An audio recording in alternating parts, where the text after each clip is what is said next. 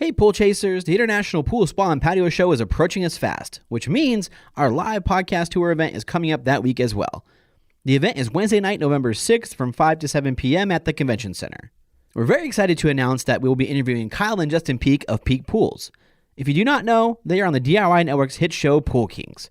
We really love watching these guys and they do some amazing work, so we're very excited to share their story.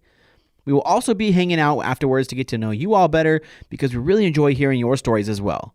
Tickets are $29 and are available through our website at poolchasers.com/events, or you can click the link in the write-up below.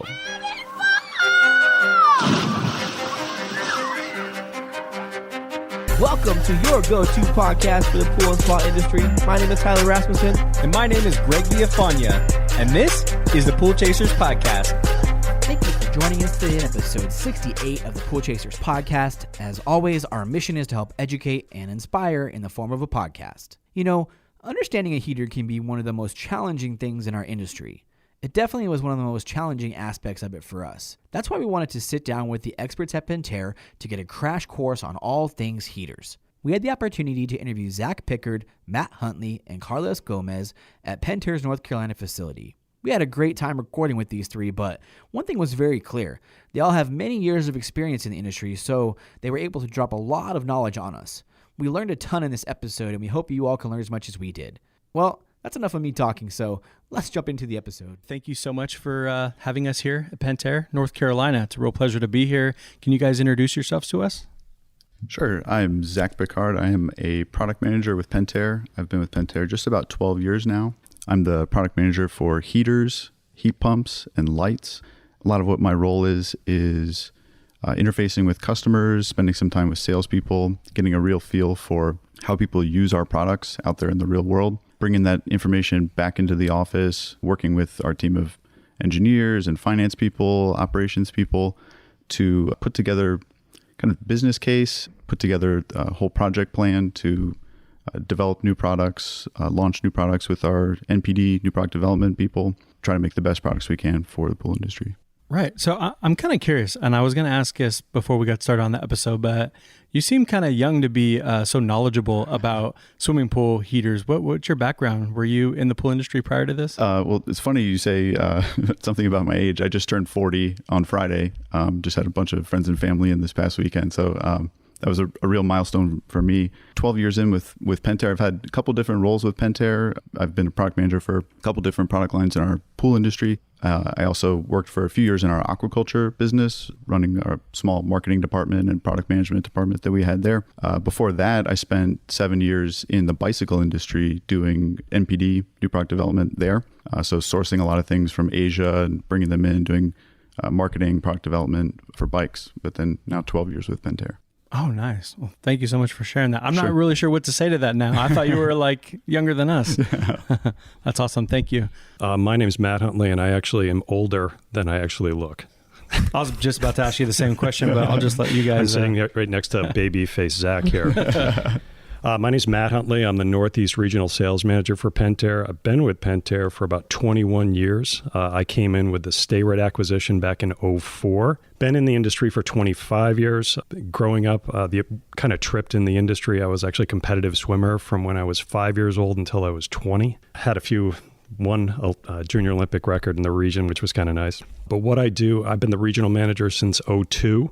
Either for Stayright or Pentair. I have currently 16 members on the Northeast team.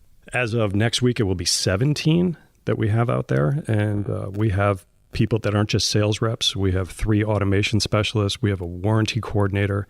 But one of the things that I've found that has been really interesting when it comes to salespeople is that when I first got in this industry 25 years ago, a salesperson was a guy that walked around with a jacket, a tie, a white shirt, and he just basically sold things, and when it was sold, it was over. Now the sales reps out there, they have a different role out there. Most of the sales reps that are on the Northeast team and across the country, they drive around in trucks or vans, and they have parts right in the back. They're more than willing to jump out of the car and go help out fixing things, diagnosing things, setting up automation, setting up variable speed pumps. So the role with these guys really has changed over the years, and we continue to see that evolve. That's incredible. What record did you set? I'm just curious. I had, when I was 14 years old, it was so silly. I had a 400 IM record. I was usually the guy that came in like 5th and 6th place in these against the same guys years after year. And what happened was nobody wanted to do this one long distance thing at 14 years old. It was 400 IM meters. And I did it, and everybody else just kind of swam it, and I actually raced it, and I didn't see anybody. So I just ended up winning. So it was just... It was just a silly little thing. I'm just curious, what did you like so much about competitive swimming? Why did you stick with it for so long? You said you did it from when you were 5 years old up until you were 20? Yeah, my mother said, get out of the house and do something. It's either that or do nothing. So that was the thing that my mother had us do. So my brother did it, my sister did it, my oldest brother did it, we all did it. So I guess I just had to fall into it.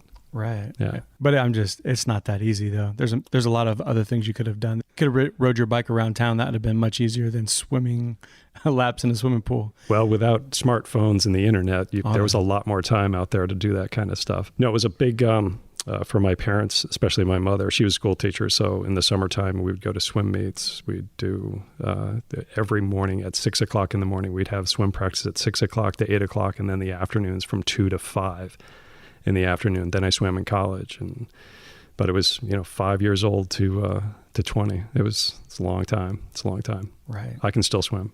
It's pretty crazy exercise too. They used to show in the magazines like how many calories swimmers have to eat. Yeah. And I'm like, what the heck? Like they have to eat like 8 eggs and like 2 steaks and like all this, and then they swim and they burn off so many calories, and they're just doing so much in there. They got to do it all over again. Every muscle. Yeah.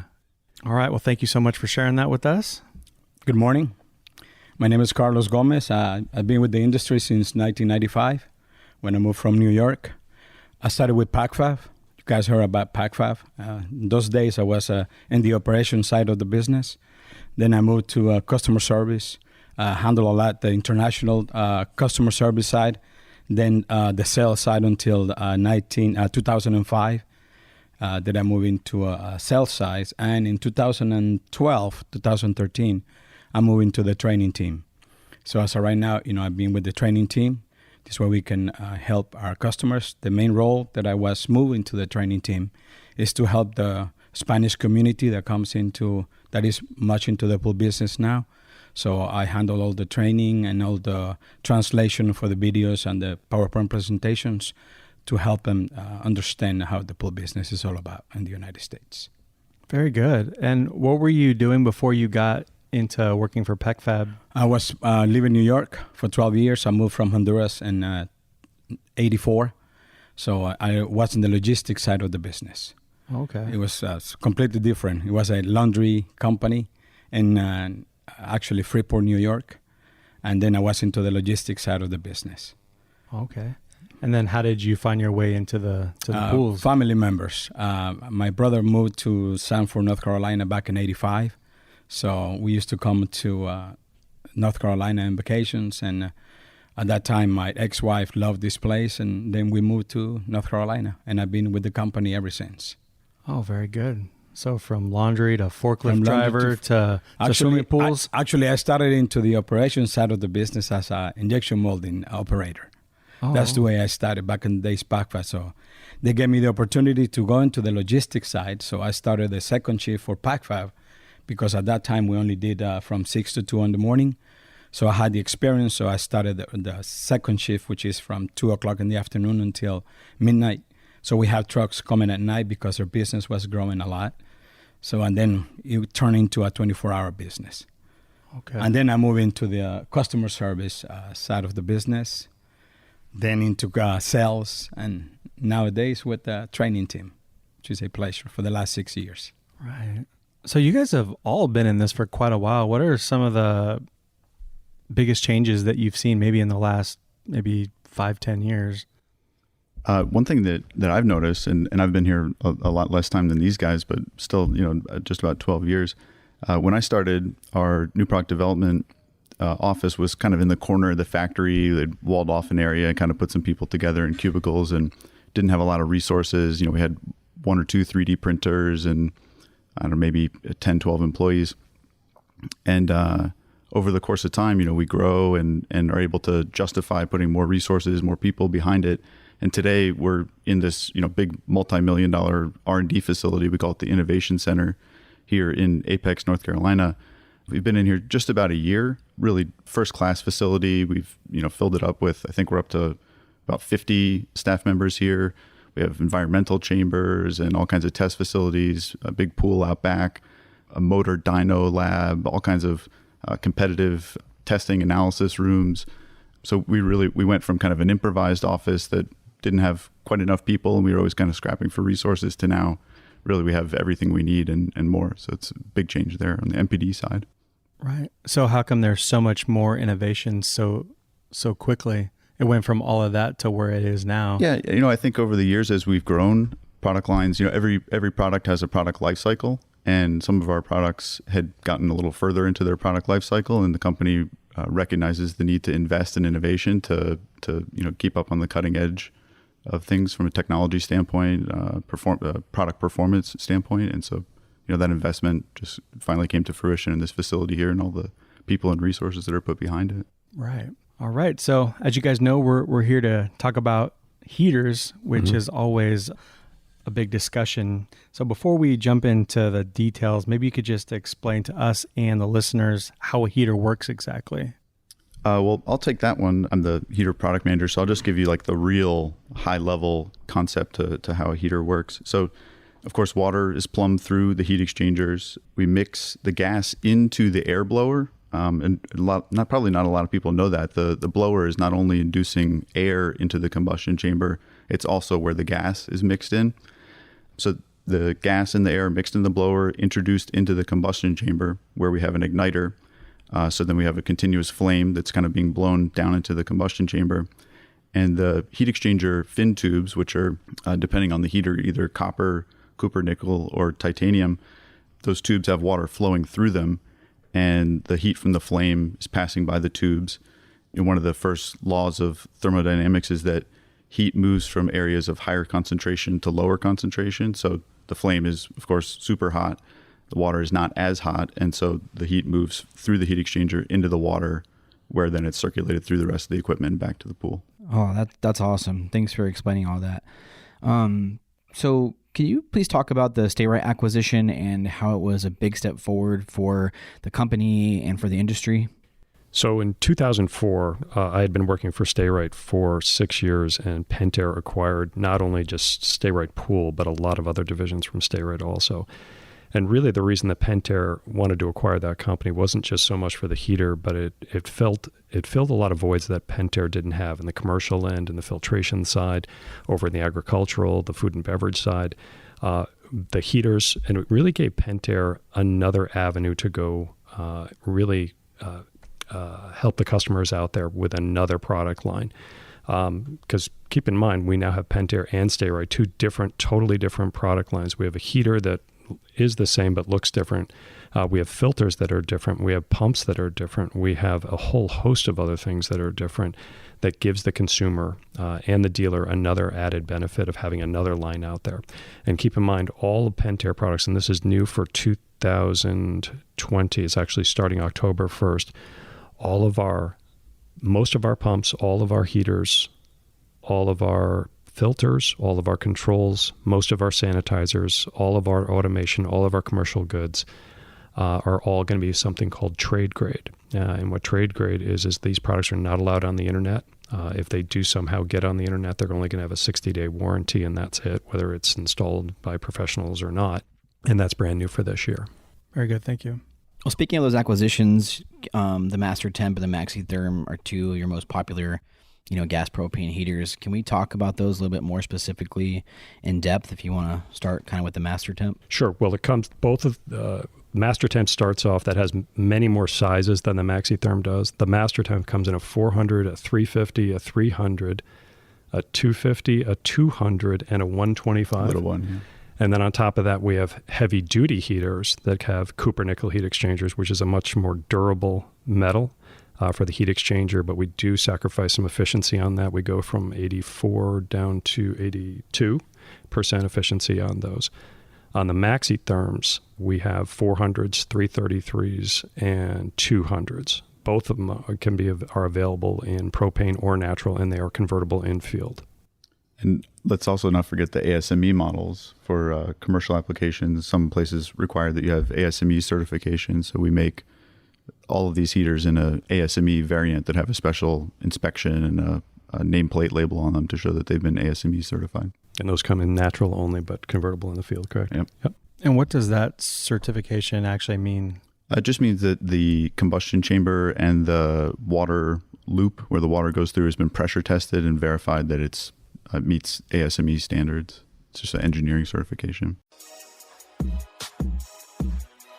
So Jabra is constantly updating and adding new features to their software. That's one of the things we like most about them. As technology changes, so do our customers. We're happy that Jabra is always on top of it. And now for your update on what's new on Jabra. Ladies and gentlemen, and I need all of you to stop what you're doing and listen. Jabra has a great feature called Client Hub, and they've just made some updates to it to allow you to set your business hours. This way, customers will have an easier time scheduling work with you by understanding when you're open. As a bonus, you can also set a limit of how many days in advance a customer can schedule a booking through the online booking feature. If you want to find out more, click the gear icon in the top right corner and go to Product Updates, or you can reach out to Jabra via chat or phone. If you're not yet using Jabra, we encourage you to try it out. You can get 20% off your first 6 months by going to getjabra.com/poolchasers. That's getjabra.com/poolchasers, or click the link in the write-up below. Why would you choose a MasterTemp in a situation as opposed to a MaxETherm? You know, it's funny. Back when Pentair, before Stayright was purchased by Pentair, one of the biggest things for dealers to overcome with the MaxETherm heater was the shape. They were all used to a square heater. They wanted a square heater. And when they saw this heater, they saw this round thing. They gave it nicknames. They called it R2D2, the mushroom, whatever you want to call it. But they just couldn't get over the shape. But as soon as Pentair bought Stayright and they put it in a square box, that's when we started selling a tremendous amount of those heaters just because it was square. And we all know that it's the same heater inside. It's just a different shape. Yeah, the only difference that, people married to brand names, sometimes, or colors. And Stayright was always black, and they have a heater that is round and a filter that is round, and people like that. And Pentair side of the business of PacFab, everything was square and almond color. So it's still there. People like that situation. So, and the only difference that we did is the insides are the same. We just put it into a square shape, and we give it the almond color, but it's exactly the same heater. And the nice thing about that is if you have parts on your truck for MasterTemp, you have parts on your truck for a MaxETherm. If you know how to work on one, troubleshoot one, you can troubleshoot the other as well. Talking about the beginning of the difference between the mini-max heaters that we used to have in PacFab or Pentair back in the days before we acquired Stayright, big difference for the service guys. Because if you actually wanted to repair a mini-max heater and you go into a location, you got to have all different type of parts available. Because at that time, you don't know what it is. Starting by, you don't know if it's natural or propane. If you have to do that change, you have to change the whole trade assembling, which is unit that control the gas, the unit that monitor the gas valve, and everything else that is involved to it. So with the acquired of the Stayright back in those days, nowadays, in order for you to change one or the other, the service professional doesn't have to have all these parts available in their toolbox. So if they want to change from natural to propane, the only thing that they have to do is have an orifice with them, very small part available, and that's it. So it helps a lot for the people. And you'll be surprised how many people they still have mini-max heaters out there working, because they're still working. So, and we still have to serve those people. We had a lot of those still out in the field. I mean, they last a long time, especially in Arizona, which is kind of interesting. They're just out in the sun all the time, but they're still kicking out there. It is one of my favorite things about that heater is that for all the sizes of heater, whether there be ASME, heavy duty, regular heater, Stayright, Pentair, 200,000 propane, 400,000 natural, that's one gas valve that we use on all of them. We use one control board. We use one electronic ignition. We use one blower. We reuse the same parts over and over and over again, just so the service guys out there, we talk about that durability and ease of use for the consumers and the service guys. In the past, if you had a heater that was out in the field, you first had to find out what gas it was. Was it natural? Was it propane? What size is it? What year is it? What serial number is it? And then you're going to find out what control board goes on there, what gas valve goes on there. If you have a box of parts from Pentair or Stayright, basically going to be able to fix just about anything out there. And that goes all the way back to 1997. The boards that we use, the blowers, all of them. Yeah, that's one thing as a product manager I'm always really aware of, and trying to put myself in the serviceman's shoes or the pool professional's shoes. We'll introduce a new feature or make a quality improvement or refinement that makes the heater operate better, more efficiently, or have a more user-friendly feature. But I'm always sure, and talking with our engineering team, I always am kind of reinforcing that need for backward compatibility, because it's one thing to introduce a new feature, but if that feature kind of breaks the chain and makes it so that now service guy has to have multiple parts on his truck to fix a problem, and remember starting in 2018 it's this part and 2019 is that part. We try to always make it backward compatible as much as we possibly can. Going back to the service guys, about 6 to 7 years ago, we knew that we had a lot of phone calls, especially on the MaxETherm heater and the MasterTemp heater. So what we did is, in the training team, we created an app. Actually, it's a download. It looks like an app called TechSmart. TechSmart is a tool that it will help the service guy because most of the times when they used to call our offices, they are in locations that they don't have access to a phone. So it was very difficult to call our service call centers. So we created on the training team a TechSmart, which is a tool that walked them through step by step. When they download it, step by step, it's like having the tech service guys in their hands. And the beauty about this tool is that they have to begin with, they have to be a Pentair Partners member in order for them to have it, because this is created for the service professional. So unfortunately, a homeowner cannot have it with them because then it will create a lot of problems. So they have to be a Pentair Partners, go into it, log in, and they can do the download. When they download this one into their mobile device, it can be an iPad or an iPhone, so they don't have to have access to a phone line, I can say it, or Wi-Fi. It lives and resides in their iPad or their phone, and they can actually go through, read what they need, and it will take them step by step all the way to give them the part number that they need, and they will be able to fix it with no problems. So does that work offline as well? It works offline. But the first thing that they have to do is download it into their phone or their iPad. It's just for the mobile device. They take it with them, and then they can go and diagnose the problem. They can walk them through, and we give them tools like the how-to basics, because you'll be surprised how many people don't know how to do continuity or to do a voltage test. And we'll take them back through. We give them videos, and we have it in English and Spanish. So for the Spanish-speaking service professionals that are listening to this, we have that available to them. So what would a service professional do if they got to a house that had a heater that you could tell that it was trying to ignite, but it wasn't firing? How would they use that application to help them? What would they be searching for? How would they be using that? Especially if you've already downloaded it, so it's working offline, because you nailed it. A lot of times we're in areas that don't have cell reception. There's no Wi-Fi. Most of the time, not Wi-Fi. We're not hooked up to the customer's Wi-Fi. How would you use that when you're having an issue like that? The beauty about TechSmart is that it can walk you step by step through. The first thing that we recommend is what type of heater do you have, and if you are connected to automation. Because you'll be surprised now with the automations, everybody has a phone controlled all their equipment. So the first thing that we recommend is disconnect it from automation. Make sure when you're going to treat a heater, you have to treat it as a standalone unit. Make sure you fix the problem with the heater, because automation can intervene with voltage going into it. So the first thing that we said is treat it as a standalone unit, disconnect it from automation. There is a little wire that we call it a jumper. Make sure you never cut it. You put it back in place, because we have issues like that, with service guys caught in that communication and then try to just attach it together to the automation system. Don't cut it. It's very special because the voltage have to go back into the board. And then we can walk you step by step, because now we have codes, or we can say the diagnostic lights that you have to be on the lookout. We give you a service heater light, that means something is wrong with the heater. But before we do anything, make sure you check the installation, you check the voltage. And if you look at the app will take you step by step, not to jump into conclusions. You have to remember the basics.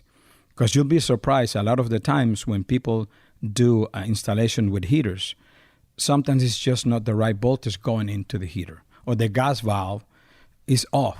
And we get a lot of phone calls that people goes into it and waits 45 minutes just to get into a tech service guy to tell him, hey, the breaker is off. You don't have voltage, or just the gas valve is off in the unit, because we ship it off. So we help them, walk them through step by step. The only thing that they have to do, which is a lot of people don't do, is read. But if they actually read, and we give them different colors, read exactly step by step, because we tend to forget about the basics every time we do installations. So go read, and we'll take them step by step how to fix the heater. And again, it's not online. It lives in your iPad and your own phone. And you should be able, 75 to 80% of the trouble shooting questions that you will encounter with the heater, they are located within the app with videos available that walk you through. Yeah, we've noticed that this, over the past 6 years that this has been out, this has cut down on the Friday call. There's a Friday call that we have, and it's that phone call that happens at about 6:30 at night, and it comes from that service company that you know, and you know it's a heater call, and you always pick it up. And because you know the guy's standing there with the homeowner standing right behind him. You've been there.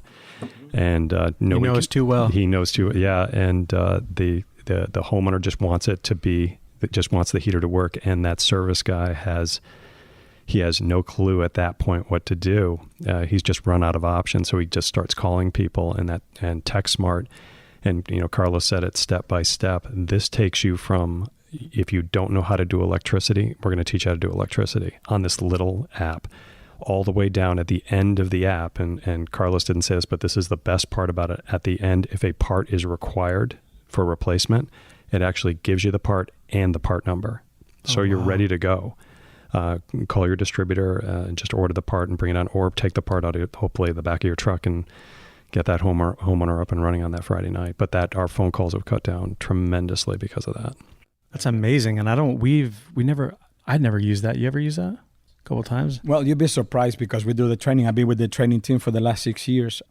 Every time, even though I don't teach the heater class a lot, but when I teach a class, the first thing that I ask the guys about who has TechSmarts on their phone. And you'll be surprised how many, just a couple of hands just got up. And this unit has been available for them 6 years ago. And not only on the heaters, right now we're talking about the heaters, but now we're going to have automation. And that's where we're going, because it has helped tremendously in our taking phone calls down for our tech lines and help them easier right in there.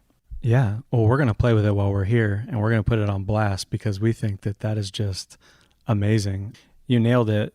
I mean, you're going to be out there, and there's going to be the homeowner right over your shoulder, and usually a few disappointed looking kids, because they might not be able to use the pool or something like that. Exactly. But you also said you got to read as well. Just like you read, your Facebook and your Instagram and your Twitter and all that stuff, your emails. You got to read this stuff too, probably more than some of that other stuff. So take the time to read that stuff. I'm curious though, the tools that you're going to need to get the job done, is that in there as well? Well, we actually, every time I talk to the guys about heaters, the first thing that I recommend is, if you are going to see to a job site and you're going to work with the heater, you must have a voltmeter, because you need to be able to check the voltage. And then you have to have a manometer. It's very important, if you're going to service a heater, to have a manometer with you, because we need to check the pressure, the gas pressure, and which is, I can say 75 to 80% of the problems that the guys encounter when the heater is not working is the amount of the pressure of the heater, or the volume of the gas that we need for that heater to work. And if you cannot guess, it works on inches of water column. The heater needs from 4 to 14 inches of water column in order for it to work properly. It's a huge range, but you need to know that number. A lot of guys will call and tell us, oh, I smell like gas, or I have enough gas. Oh, it's good. It's good. Yeah. I mean, and what I tell them is, I don't see it's good or I have plenty in my meter.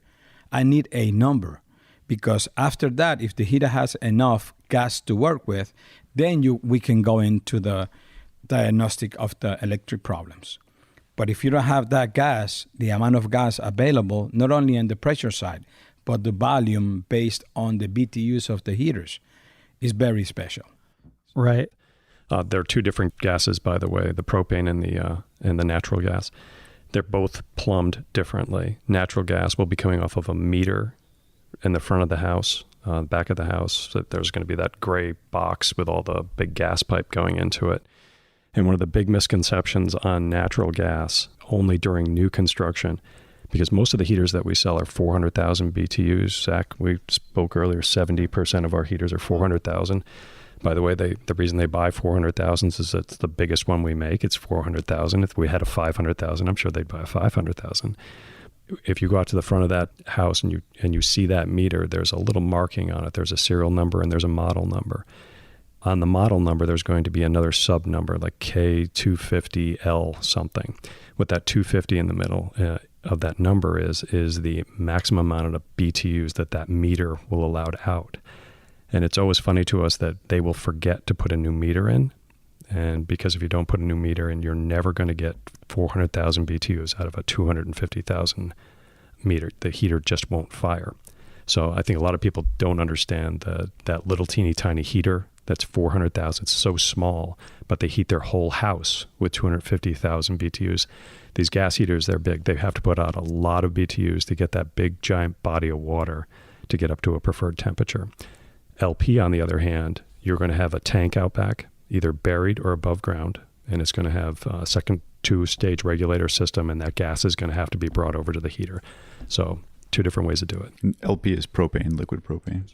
Yeah. Before we move on from there, there's some type of like warranty stuff in the box, right? And then what would you need to give the homeowner so they can register that?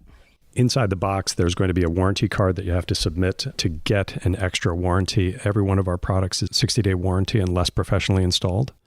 And when you do get it professionally installed, heaters are a 2-year warranty unless it's on a pad.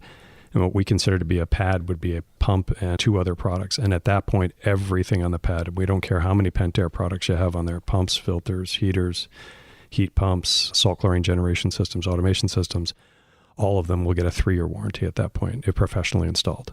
Very good. Thank you. So let's jump into sizing a little bit, because selecting the right size heater can be challenging sometimes. Can you discuss heater sizing in relationship to pool sizing and how a pool professional can figure out what size would be best? Sure. It's actually less complicated than a lot of people think. The first thing to really think through is how many gallons of water are in the pool or the spa or both. First thing to really think about there is that a gallon of water weighs 8.3 pounds. BTU, which is a British thermal unit, BTU is the amount of energy that's needed to raise 1 pound of water 1 degree Fahrenheit. So in each gallon, there's 8.3 pounds. So just to kind of walk through a quick example, let's say you had an 800-gallon spa. Take those 800 gallons, multiply it by 8.3 pounds.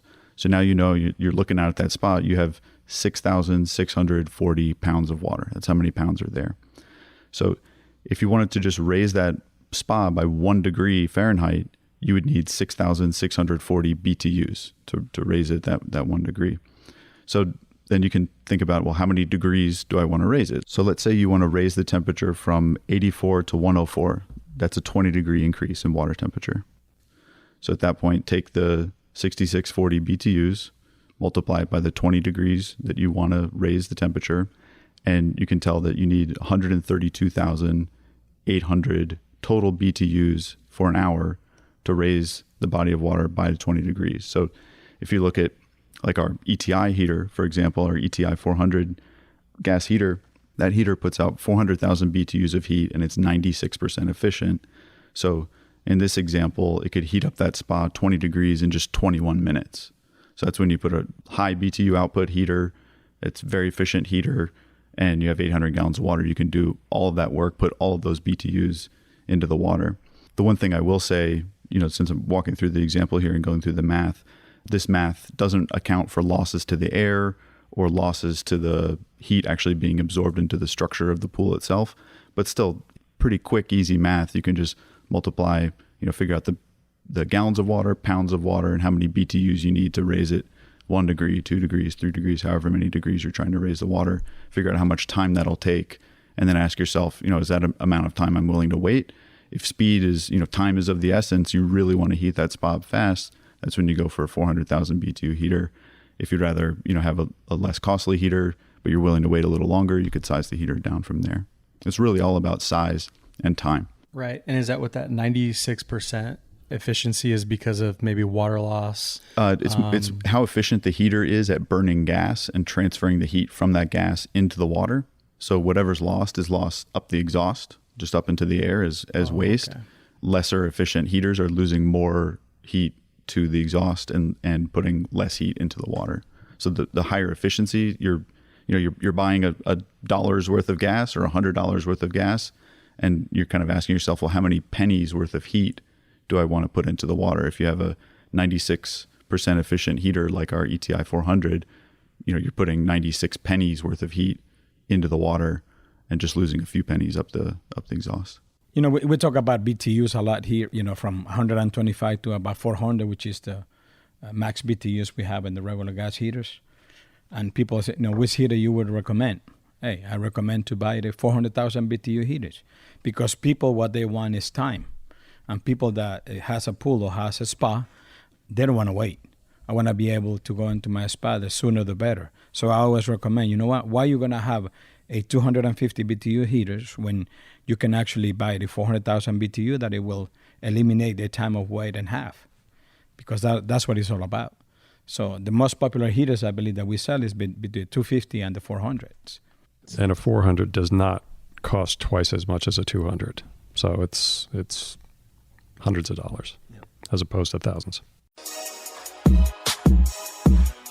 This is Randy Angel with Randy Angel Designs in Dallas, Texas. As a designer of outdoor living, one of the things I enjoy most is working with incredible industry partners such as Ledge Lounger. I'm always looking for new and exciting products to include in my design presentations that will set my designs apart from the competition. With Ledge Lounger's 3D files available for all their product lines, I can create my spaces around the specific pieces I have in mind for the project. From their more well-known in-water product lines to their new outdoor furniture and games, it's as easy as drag and drop, and my clients get to see my vision with clarity. And do you know what I've come to realize?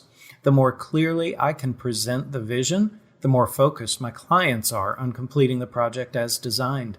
And this means an added revenue stream for my company as we complete more and more Ledge Lounger purchases. Download 3D design resources for Ledge Lounger's full collection at ledgeloungers.com/cat.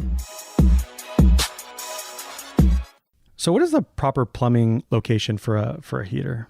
So what we really want to do is make sure there's a certain area that the builders like to use. They don't like to exceed it. They want to make sure that it's as small as possible, what they call a pool pad. So really what you want to have is just enough room for the pump, the filter, and the heater on a normal pool. And some of these expandable pools, these pools that have many water features, obviously it's going to be a lot bigger, but they really want to keep it as small as possible. What Pentair's done is they've lined up a lot of the inlets and the outlets from the pump to the filter to the heater. It's like on the Stayright, a great example is the Stayright version, is that for the plumbing, for just the water system, the System 3 filters, which is our most popular filter, the outlet of that, where the water comes out, the water normally comes in the pump, and then it goes from the pump to the filter to the heater.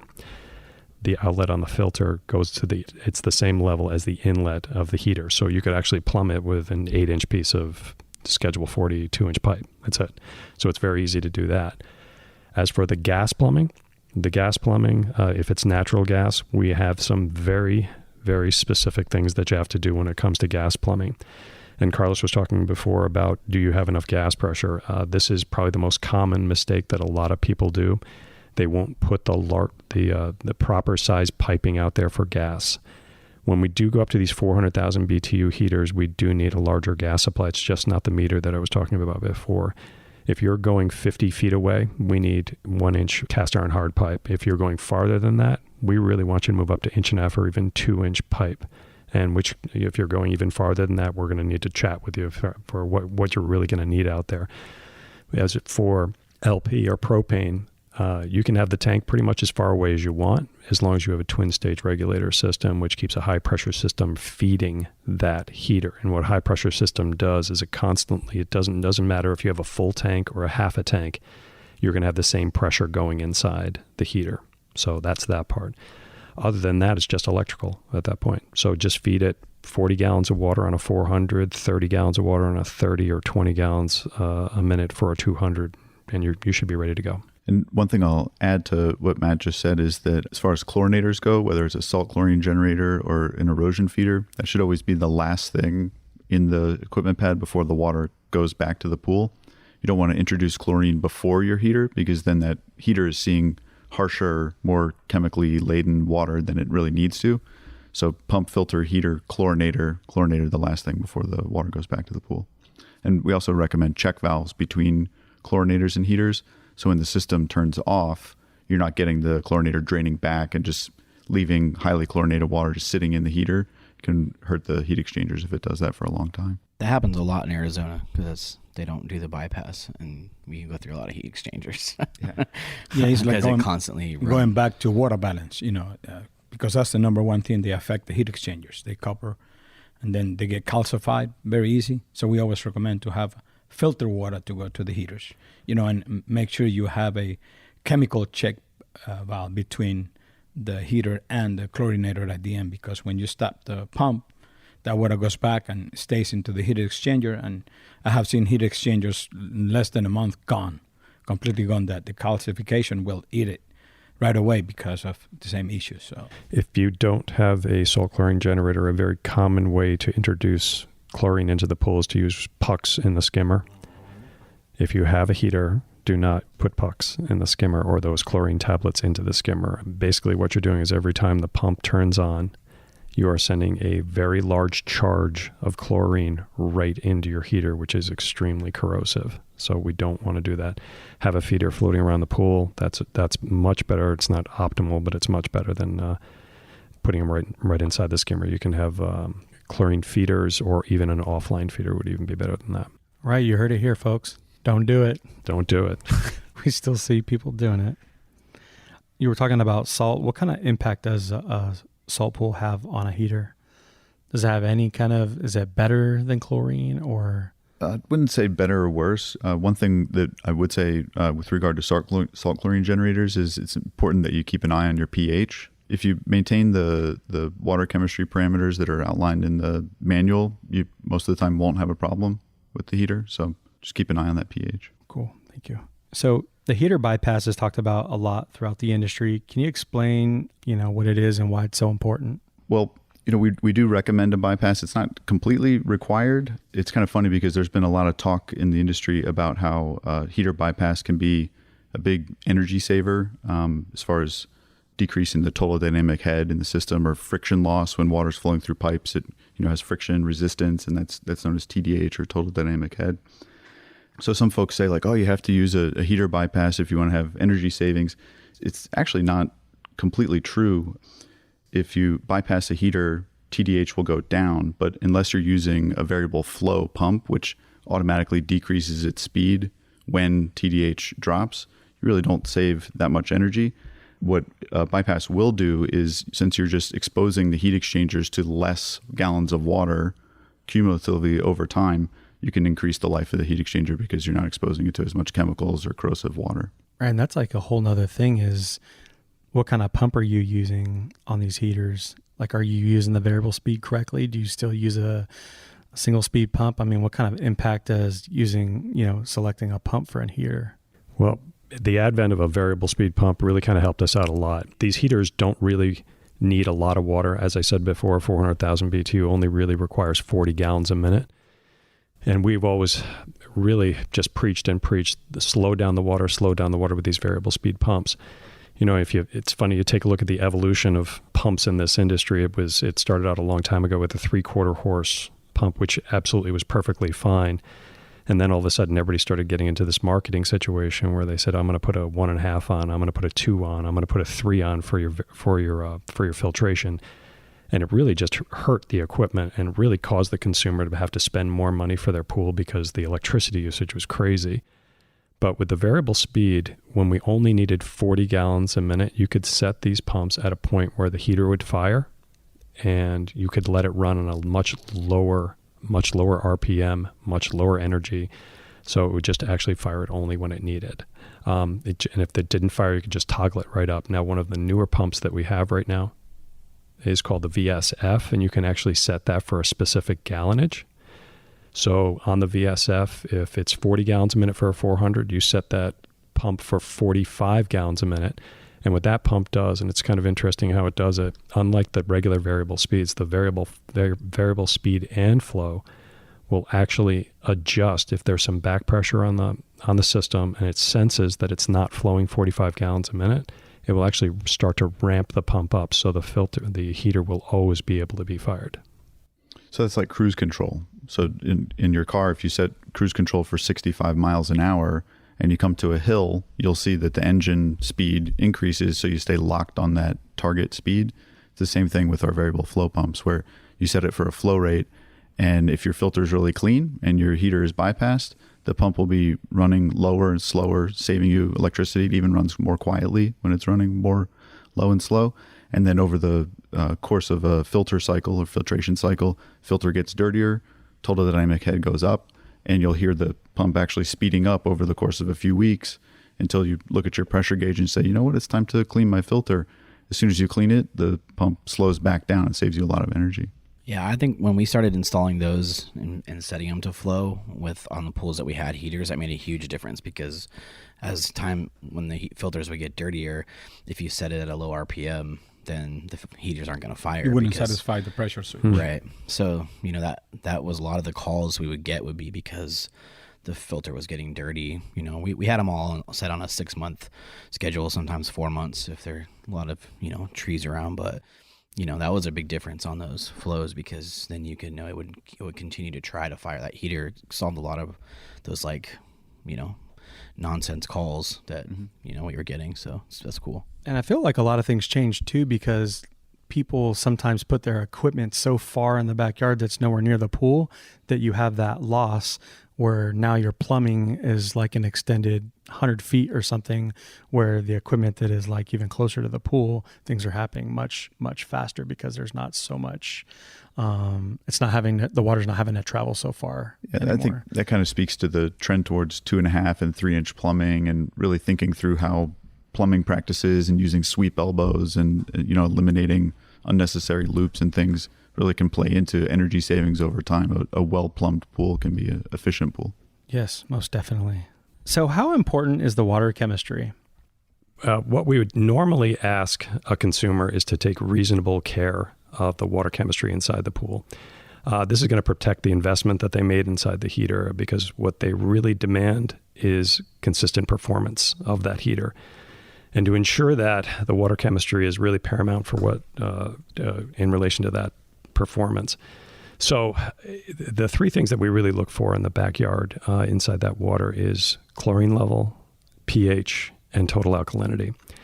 The chlorine should really be between 1 and 3 parts per million. The pH should be between 7.4 and 7.8. That'll put you right into the neutral level on pH level. And total alkalinity anywhere between 80 and 120.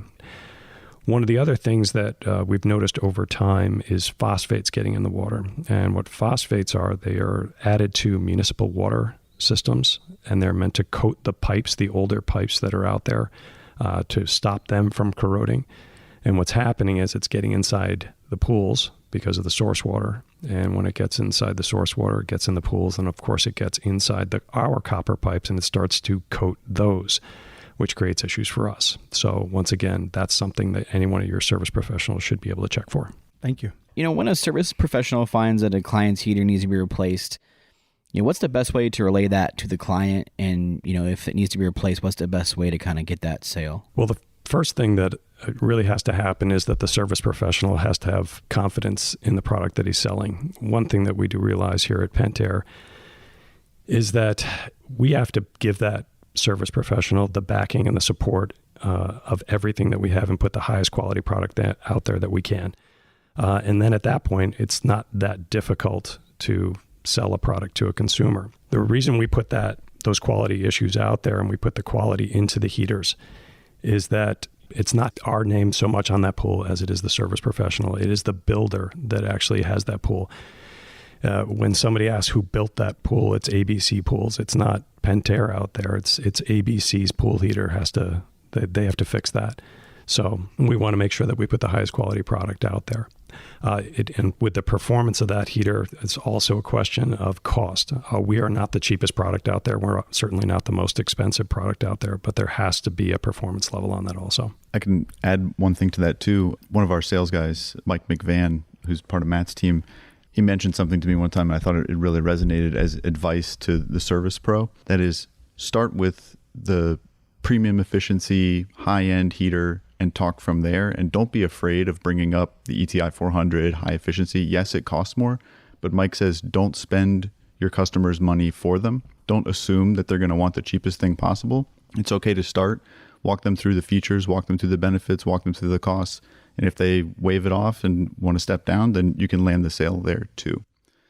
Also, speaking to quality, how Matt was saying, it's important for the service pro to have confidence in the quality. And I'll just tell you a quick little story about how Pentair approaches continuous improvement and quality on heaters. We have this process called QIT, which stands for Quality Improvement Team. So we have a weekly meeting that I lead it for the heaters team, where we have kind of a cross-functional team. Salespeople call in, service pros call in to an internal conference line, and we walk through the different quality issues that may have popped up. And we have this process where anyone in the field, any salesperson can say, hey, I was out on this job and I saw this was wrong or that was wrong. All of those things get in front of the engineering team, the product management team every week. Then we take warranty data, field service data, kind of put it all through a formula to decide what are we going to focus on. And at any time we have somewhere between 3 and 10 active projects where we're trying to incrementally improve quality, decrease warranty rate, make the heater more reliable, easier to work on, kind of more predictable from a performance standpoint. And we do that in a real methodical way with resources and deadlines and a whole team of people who are focused on making improvements as we go. So, it may look like the same heater that we sold, 2 years ago or 5 years ago or 10 years ago, but there's a whole series of little subtle improvements that you may not notice at first glance, but things like the control board and the keypad and the gas valve, all these little details in there are just a little bit better than they used to be all the time. We just constantly rev that stuff and make it just that much better, just based on voice of the customer, voice of the salesperson, warranty data, real world feedback informing the projects that we work on inside the factory. Yeah, that's all good stuff. And I think the more comfortable you get with explaining the benefits to the customer, the better off you'll be. If you can tell them that, you're going to have a more efficient product that's going to heat the pool much faster than ever, and it's going to be more reliable, and it's going to work well with your automation. Oh, I don't have automation. Oh, you don't? I could do that too. There's all these other things that come along with it that you can do. So I'm kind of curious. I still think that you need to sell with, honesty and integrity.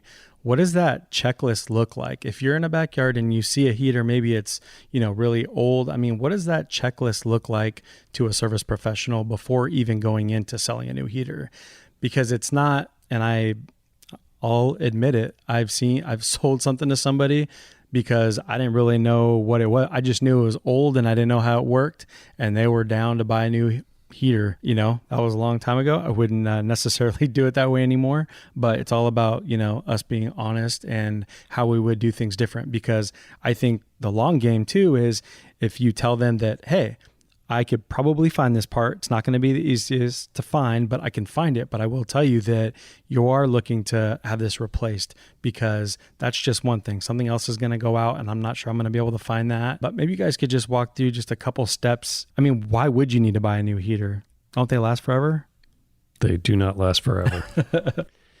The first thing you do, you really want to just restate what you just said. Can the one that's out there existing be repaired? Even if there's not a heater, then they're obviously looking to have a brand new heater put out there. But if there's an existing heater out there that can be repaired, absolutely repair it. But over the last, I'd say 15 to 20 years, the efficiencies have gone up on heaters tremendously. At one point, let's say 15 years ago, the efficiency standard on heaters was 78%. Low 80s. And then it went to the low 80s, and now it's at 84%. So just on an efficiency level, if they went to a brand new heater from a heater that was 10 years, 15 years old, they will burn less gas to get the pool heated up. That's one big thing. The other thing is that a lot of these old atmospheric heaters, they didn't burn that well. And even if you did get them to burn, they would burn inefficiently right out of the box. They were very temperamental. These are, with the electronic ignition heaters, they're a lot more reliable out in the field. So just for those two things right there, that would be enough to upgrade. Just reliability. Yeah, and I would feel more confident in having a new heater on because I'd feel more confident that the parts, if I ever needed to replace something, that the parts are going to be much easier to find at your local distribution or from you guys online, whatever it may be. When you're dealing with an older heater, it's going to be that much more difficult to find, replacement parts and different things like that for. Right. But also, I mean, like troubleshooting old heaters, that's super pricey in itself. I mean, for taking the time to have a tech come out there and spend hours and hours diagnosing your old heater, like if it's 20 plus years old, first of all, you gotta have a mechanic that's that knowledgeable, which is hard to find. And then when you're charging a customer for their time, I mean, you're talking about hours and hours sometimes of time. And then the parts can be very hard to find. They're expensive. So you could be looking at $800 before, and you don't even know if it's going to work. Right. To fix it. And so you can still replace have an one old heater. piece, Yeah. and you still have an old heater. It's not less efficient. And if you buy that, if you spend $800 and then it may not work, or it may work for a few times and then, something else breaks because it's just so old because a lot of times when we would put on new parts, variable speeds and things like that, like something else within the line would break down because it's not used to being part of that, being that efficient. So you'd have like a new variable speed pump, but then the heater would be 20 something years old and they don't work well. So you have to, like, as time progresses, you have to upgrade all that stuff because it definitely has like a domino effect. Yeah. The heater technology that we've had out there with the MaxETherm and the MasterTemp is really technology that we've had out there for about 20 years. Even with the improvements, it's still standard induced draft 84% efficiency heaters. And that technology has been out for a long time. And if you take a look at some of the other product segments that we have, the technology improvements have really leapfrogged heaters. If you take a look at lights are a great example of how something's really evolved over time. When I first got in the industry 25 years ago, the light of choice was an incandescent light, and then it went to a quartz halogen light, and then it went to fiber optics. I don't know if you guys were around for fiber optics. I was a rep for fiber optics a long time ago. And then the SAM light came out. That was the first color changing electric light. And then LED, the large LED lights came out, and now we're dealing with these smaller, I call them boutique lights. It's probably not the right term, but small boutique LED lights. And that's how things have just evolved over time. Pumps are the same way. We had small single speed, large single speed, 2-speed, variable speed, large, variable speed, small. And heaters have really kind of stuck because we went from millivolt to atmospheric, now to induced draft, but it's been a while that we've had just induced draft. There's another segment of heaters out there. They're called high efficiency heaters, and they're anything that's over 86% efficiency. And they really didn't get really good foothold because of reliability that was out there. They're a difficult heater. They had to be adjusted. And I believe 2.5-3 years ago, Pentair came out with a product called the ETI. And what the ETI is, it's a high efficiency heater, 96% efficient. And one of the best things that they put inside of it is a titanium heat exchanger. We've spoken about water chemistry at length here today. And when it comes to water chemistry, really what we're talking about is if you don't check your water chemistry, your heat exchanger will corrode, you will get a hole in it, and you will need to replace it if you don't take reasonable care of your water chemistry. When it comes to titanium, you can, I don't want to say you can absolutely abuse it, but it'll take a lot longer of abuse with titanium than anything else. And the other great thing about the ETI, it uses consistent parts that we are using right now with MasterTemps and Max-E-Therms. So remember how we said we're using the same gas valve for the Max-E-Therms and the MasterTemps. We're using a valve that almost is exactly alike. But if you take a look inside the ETI, anybody that's ever worked on a MasterTemp or a Max-E-Therm, they're going to open up an ETI and say, yeah, I get it. I can figure this out. We also have gone from diagnostic lights to actually diagnostic wording right on the outside of the board, and it is extremely reliable product. It is 96% efficient. You can put it inside. And when it is, by the way, on the high efficiency heaters like this, normally if you're going to put your heaters inside, you have to vent them out either with stainless steel or galvanized pipe. This heater, it is so efficient. And remember what we're talking about with efficiencies, the more heat that goes in the water, the exhaust is not as hot. This exhaust is so, I don't want to say cool, but it's just warm. You can actually vent this out with PVC. So, and you can go up to 400 feet with some sizes, correct, sir? Yep. So that's one of our products that we've had out for 3 years. The reason I like that is that we've noticed that out there, the consumers are really looking for more efficient products across the spectrum. We noticed it with variable speed. 15 years ago when I started with Stayright or Pentair, my first meeting, I'll never forget this. The person stood up in front of us and they said, we're going to start selling this variable speed pump. And we said, how much? And they said, $1,500. And we said, you're crazy. Nobody's ever going to buy a pump for $1,500. And now look at it. It's the standard for most people. So I personally believe that the ETI as a higher efficiency product really does have a spot out there for the people that want higher efficiency products.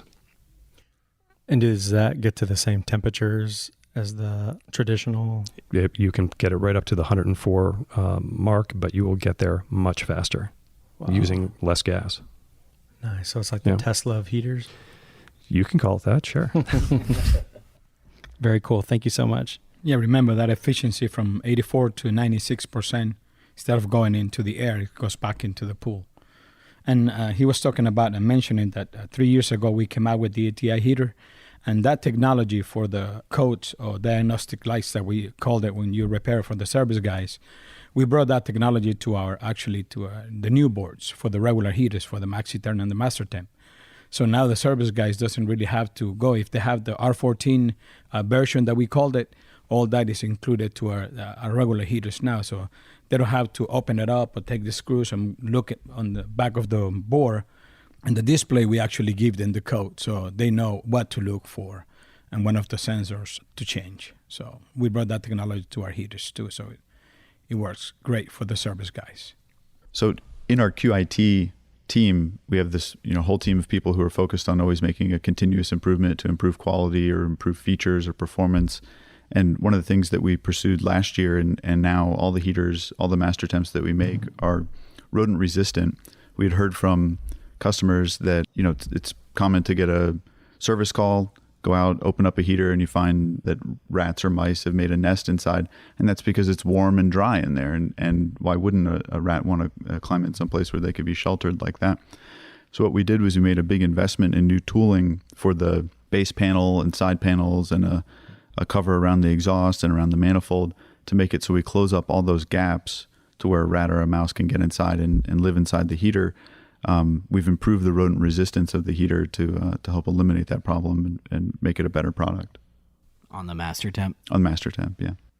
And I always, when I go on the training side of the business, request or ask the guys, what is the first problem that they encounter with the heaters? And that is one of them. That's why our engineer team put all this together and try to eliminate or help the service guys to eliminate the rodents going into the heaters.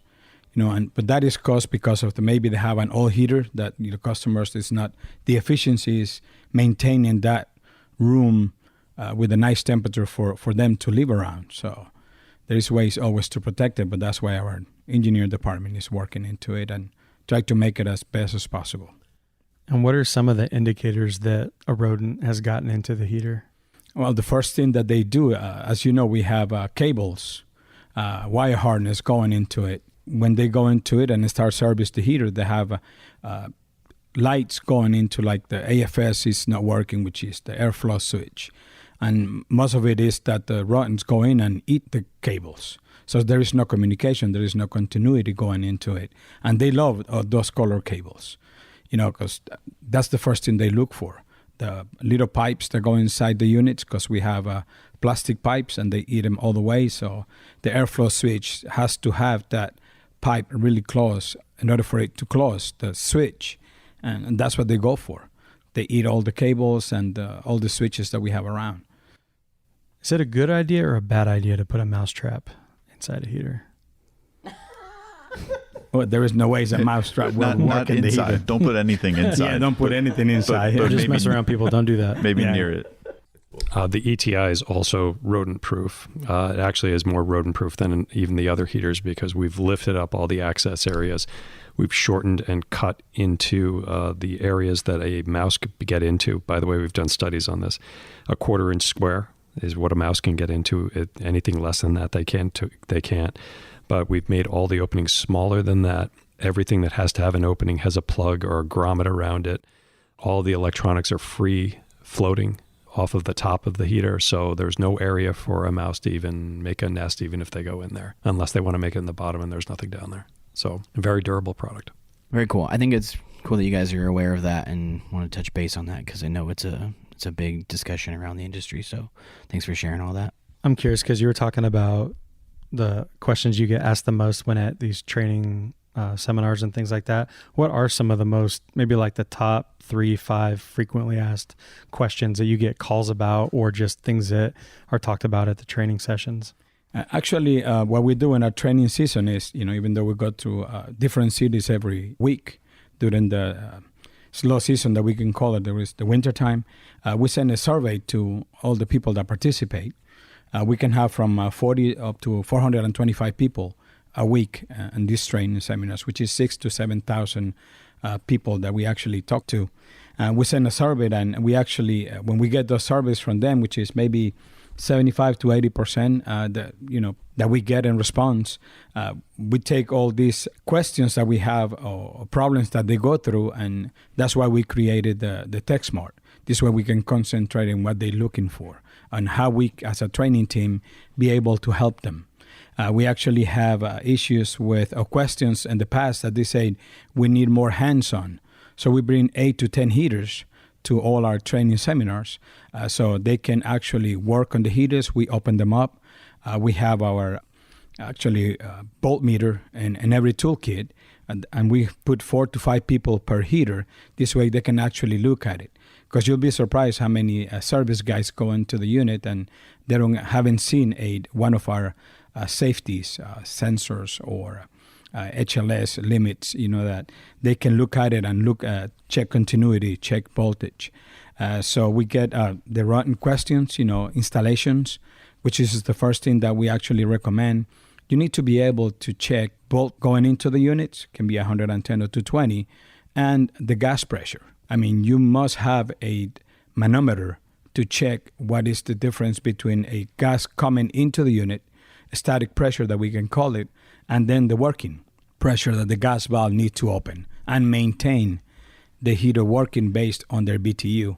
So that's most of the problems that we encounter or the questions that they ask to us. I mean, how do I know? Well, you have to have the right tools. In this case, it's the volt meter and the manometer. That will help them to actually fix the heaters a lot easier. And now with all the improvements and the qualities that we did, give them the actually sensor or the code to look for, that makes it a lot easier for them. And that's the way we do our improvements. Right. And how do you get access to that app? Is that something that a rep has in to... order for you, it looks like an app, but it's not actually an app. We call it TechSmart. TechSmart, and it's a tool that helps the service guide fix the problems. In order for them to do that or to have access to it, they have to be a Pentair Partners member. And the best way to do it is by going into www.pentairpartners.com, and then there is a little tab in the top right side of the screen that it will say login. So when you hit into that login, it will request for their password and the ID and their password. But right in the bottom, if they don't have one, they can actually says register. If you're not a member, register. You register, it's just a small form. It's just their pool information, company that they are and their personal information, and they send that to us. Our marketing department will look into it. They will make sure that the person that is filling up that form is actually into the trade, because we do not want any homeowners to have access to this because of all the technical information that we give. Not only technical, but all the videos, how to do the repair, step by step. 24 hours later, they will get an email from our marketing department with their ID and their password. After they do that, they will be able to go into our dealer resources when they open up our website isn't under dealer resources, they can go into TechSmart and they can download that TechSmart in their mobile device. This is something that they have to open their telephone or the iPad and download it because it's not for their computer, because they don't go to the computer to fix the problems with the heaters. So for us, it's easier just to have them into their mobile device. After they download it, this will live into their mobile device and help them step by step how to fix the unit. So I would recommend for everybody to actually become a Pentair Partners member, because not only for the TechSmart part of the business, but we have one that called Pentair University that they can go and actually they can look at videos, they can download any technical manuals that they request. And there is a lot of information in the e-tools that we called it and the website that it will help them through with the heaters. And, now we're working on TechSmart for Easy Touch automation systems and the IntelliCenters, and that's the way we're going. So technology is helping us to help them make stuff a lot easier. And even more than that, Carlos, too, by joining those programs, that's how you can become part of the PIP, Pentair Incentive Program. So you earn points and rewards by being a loyal customer, kind of like frequent flyer points. By registering there, you'd have access to all that. Thank you guys so much. Yeah, I think, I actually took the hands-on heater class like 2 years ago. I think that's one of the coolest classes that's out there, because you guys bring the heaters there and let people actually work on them, because that's the kind of stuff that's very difficult to do and learn if you don't have access to heaters, don't know anything about them. Yeah, talking about training hands-on, and this is one of the most things that we request to us as the training team. We need to have hands-ons and everything. Yep. So now we bring not only the heaters, but we bring the drive for the pumps. So everybody has a drive. We have 30 drives so the people can play and do the programming. We're doing that with the automation system. So they have the Easy Touch and IntelliTrainers, IntelliCenters. So we bring these IntelliCenters and the automation parts for them to play with. And by the way, we're working now on one for the IntelliCam. So because IntelliCam is being now very popular within the business. So now we're creating an IntelliCam hands-on training. This way they can do the programming to it, and it will make it a lot easier for all the service guys that come and actually participate. Yeah. The only thing that I will ask is for them to go into our PentairTraining.com website and register. Go into it, you will be able to see where is the training is being offered in your local area, and come and participate. 2 days of training will be a long way for them and help it a lot easier to do their job as easy as possible. And Carlos makes the training fun too. Always. You got anything else, Carlos? Yeah, actually, part of the training team, what we do is, as we do this training to all the service guys that participate with us, we created a new service, a master service program that we called it, that we will recommend to all the service guys to participate on it. This is something that we create on the training team to help them as they become Pentair Partners members. They can actually, one of the requirements is to participate on the training seminars. Another one is to take the tests or the exams that we actually have within the Pentair University site. We have exams and tests that they can actually go into it, read it, try to answer as much as possible, and they have to pass it to 90 or 100%.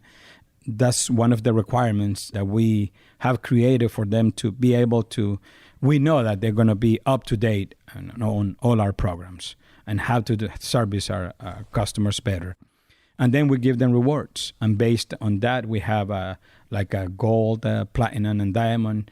And this way they can actually use that to help to their employees to know what's going on out there. So I would recommend for them to participate in the service program that we have in place now. Nice. So, we always like to ask interviewees if they have any books or podcasts they would recommend. Do you guys have any? Sure, I have one. Favorite book of mine is called One Good Turn. It's by Witold Rubinski, and it is the history of the screwdriver and the screw. And seems like a long book to be on one small topic, but what's amazing about it is that none of the modern world would be possible if it weren't for the innovations that happened just with nuts and bolts and screwdrivers. The more precise that screws and fasteners have gotten over the years, that's what's allowed us to make more precise machines, eventually, go to the moon. Has a lot of implications in the medical industry. And really, if you think about it, every product eventually needs a fastener somewhere. And a lot of these specialized technologies just come down to like holding two things together so they can work together and do their job. So it's pretty amazing to see the world through that lens and think of all the innovations that's just really built on screws and, that is and really screwdrivers. cool. Yeah. Do you have any idea how old that technology is, when that was invented? I don't know exactly, but it does go all the way back to the very beginning, and even talk about the jump from flathead screwdrivers to Phillips head was a big leap forward, because with the flathead it's rounding out or kind of skipping out of the groove, but then when they went to Phillips head and then eventually hex head, it makes it so you can get more torque on a smaller fastener, and it made cars and motorcycles safer because they're much more reliable, and we wouldn't be able to have such reliable airplanes if it wasn't for high-tech, reliable screws. So it really comes down to that in so many ways. That is very interesting. That's a good one right there. Thanks. Yeah. Yeah, absolutely. My favorite book is Into Thin Air by John Krakauer. If you're not familiar with this book, he was actually the author and a participant in the 1996 an Everest expedition that went terribly wrong. And if there was a movie made about it, but the book is just so graphically disturbing. And what it really comes down to is that these people they're risking everything to get to the top of this mountain. And there's a term for it, and it's called summit fever. And it really does teach you a life lesson that sometimes you sometimes in your personal life and in business, you have summit fever, and that you just see the ending and you cannot change it because you are so intent on getting to that ending that you can't take a left-hand turn, a right-hand turn, a detour, or even change or even turn back sometimes when it's really needed. But that absolutely, if you've never read that book, even if you've seen the movie, the book is, there are some things in there that are, that you will never want to climb even a hill again. That's intense. I love it. Yeah. How long when did you come across that book? How long have you been reading that one? I read that book about 10 years ago. That event happened in 1996, and it was just a strange, kind of weird event, because the guy this John Krakauer was actually doing, he was doing some piece for, I think, National Geographic, and it just ended up being that his expedition team just took they lost more than a handful of people on that one expedition. I've heard the Mount Everest takes quite a few people. And they're still there. Yeah. That's pretty intense. Yeah. Thank you. I have to check that one out. What about you, Carlos? I'm not very much into a reader per se. One of the books that I always liked it since I was back in Honduras was, in Spanish, is El Mejor Vendedor del Mundo, which is the best seller in the world. Talk about people, how to take care of the customer. By taking care of you, always look in the eyes of the customers. Never think about yourself first. Always think about the customers. Because I come from the real estate business back in Honduras. I moved to the States back 35 years ago, since I was 20 years old. And that was our business with our family. So we're very much into take care of the customers. And I guess all that helped me to who I am right now. So I always think about that book from time to time. I believe the author is Og Magnino. Yeah. Bestseller in the world. So talk about, looking at the customers first before yourself and how to make it better for them. So. It must have been a good book. After that book, you stopped. Yes. I don't, like I said, I never. just manuals after that, huh? Just manuals and talk to the customers. And yeah. That's what it's all about. And we're learning too. It's not about taking care of the customer. It's taking care of the customer. And after the sale, you continuously take care of the customer. Because sometimes you just do that and then you get out. I mean, I've had people take care of me that I was wined and dined, and then I, bought the vehicle or bought the house or whatever it was, and then the communication fell off big time. I always learn by having conversation with the people that have been in the industry for a long time. And I guess that's one of the good things that I have. I always like to go and talk to all guys. Hey, how do you used to do it in the past? And have you seen the difference now, being in the pool business? And you learn a lot from the experiences that they had. Yeah, very much so. And the sales stuff, we're really looking forward to getting into that into future episodes, because I think that's where we need a lot of help in this industry, because we're getting better at knowing how to use technical apps and, automation and different things like that. But when it comes to communicating to customers and doing sales, I think that we're really dropping the ball. So it's really cool because I know even like your dad was like the best salesman for his company for like 20 years. And you could just tell because he was just so intense and so passionate, and there's nothing that could get past him. And that is just as a whole different generation that our generation doesn't quite do it that way anymore. And that's something we need improvement on. It's different now. Yeah. But thank you so much on all those book recommendations. So can you tell the listeners where they can find more information about some of the things that we talked about today? Well, on the training side of the business, I would always recommend to go into PentairPartners.com and actually, download the TechSmart application, be part of Pentair Partners. It's very easy. For those wants to participate in our training seminars, I would recommend to go into the PentairTraining.com so they can actually register. And now we do like a university style, so they can choose the classes that they can go to and be able to come and learn a little bit more, because that will take them a long way. Thank you. As for general questions, www.pentair.com. That's where you can actually see any different type of Pentair pool product on there, actually, and even any of our other divisions, it can be found on there also. But if you're looking for local representation and you don't know who they are, go to your local distributor and they should be able to point you in the right direction. Or you can just actually call 1-800-831-7133 and we can put you in touch with those people. Yeah, and also at that number that Matt just mentioned is our tech support team, who we've added a lot of team members in tech support and really focused on training them up and getting call times down. So, in years past, busy season, there'd be a long wait time, much bigger tech support department. We also have a feature now where you can call in, leave your number, and we'll call you back when your place opens up, so you don't end up waiting on hold for so long. So even if it's busy season, you can put the call in, type in, press 1 for pumps, 2 for heaters, and we'll route you to the right expert in the queue. And then you can go about your business and get the call back when your time comes, trying to get that wait time down to 0, but, doing the best that we can, really put a lot of resources behind improving it. That's awesome. And I think the listeners, do your due diligence and go easy on tech support.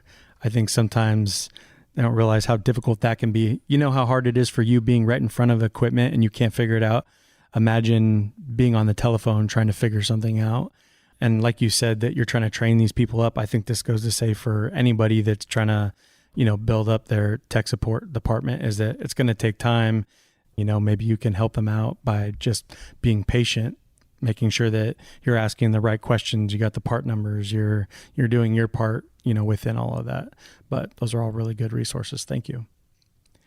So thank you so much for being here on the show with us. We really appreciate it. We think this was a phenomenal episode talking about heaters. Just want to say thank you very much for being with us. Yeah, thanks for having us. Thank you for the opportunity. Thanks for checking out this episode. If you want to find out more about our guests or the sponsors of the show, you can check them out on the links we have provided in the write-up below.